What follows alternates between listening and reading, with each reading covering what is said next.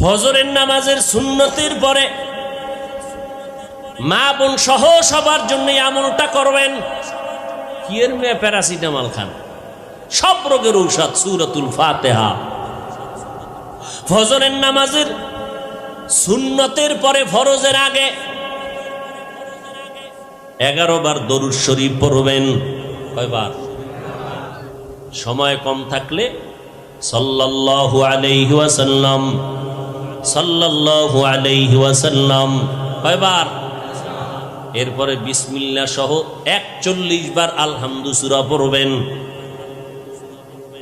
প্রত্যেকবার পারলে দিবেন, না হয় শেষবারে পানি এক গ্লাস সামনে নিয়ে দম করবেন।